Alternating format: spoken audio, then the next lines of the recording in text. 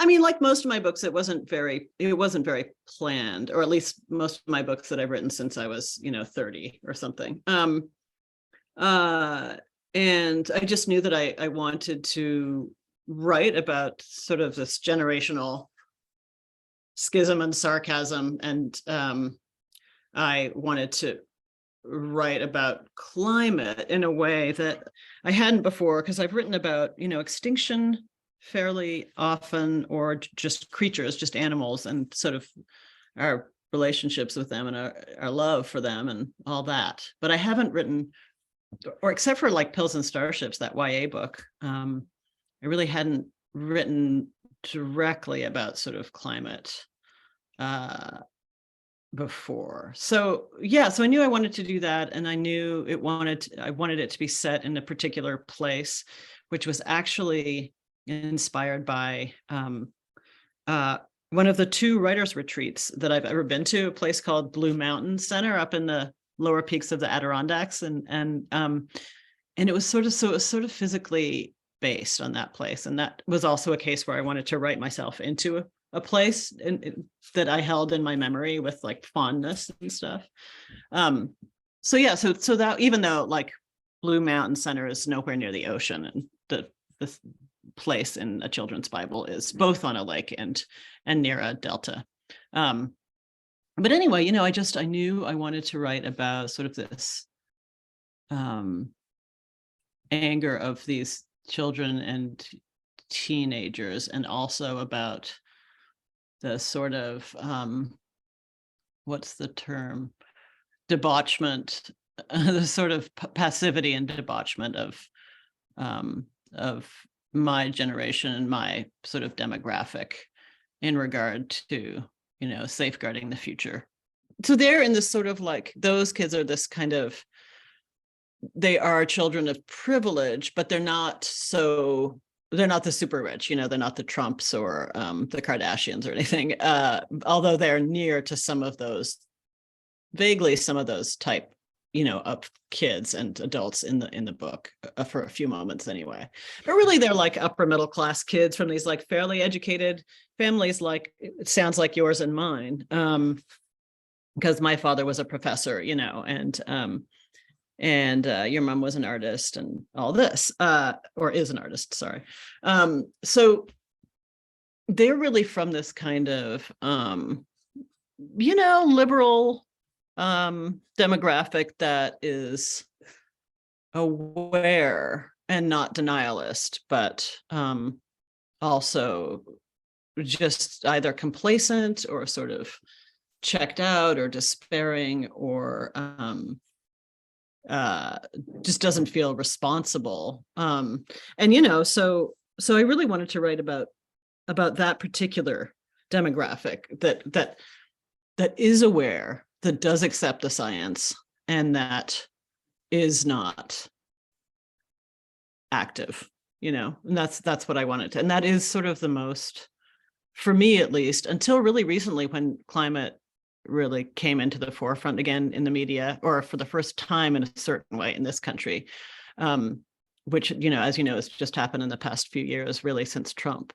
But before then was just routinely ignored. That was always the most frightening thing to me of all, was this sort of like mass gaslighting of the culture that was occurring around climate change. Just this like absolute gaslighting, and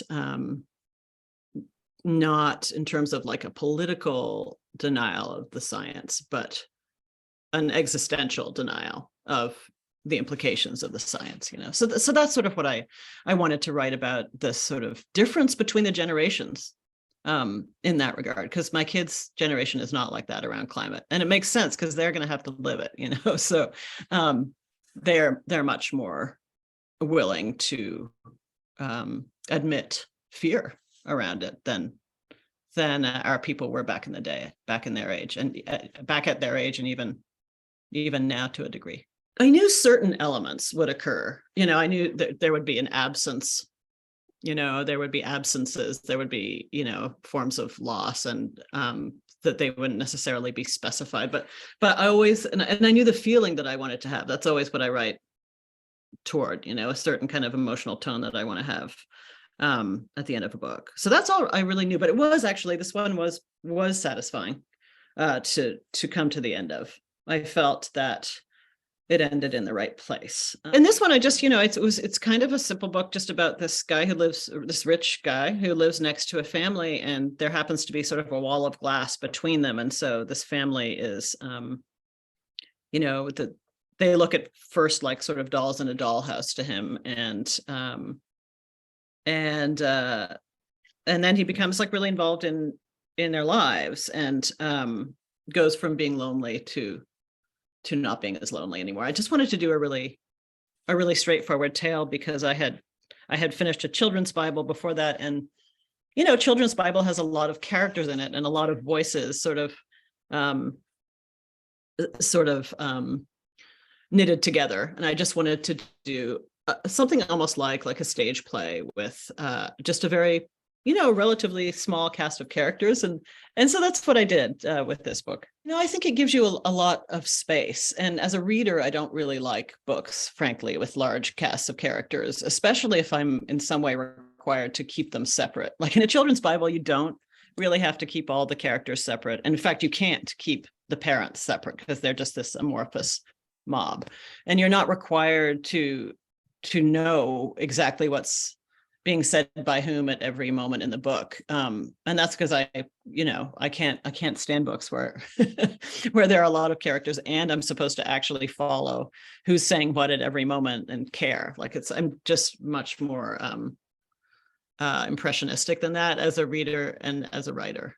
So obviously, having fewer voices means you can be a little sort of more elegant and spacious in the prose itself, and you can be a little more stripped down, and that's what I was trying to do with Dinosaurs.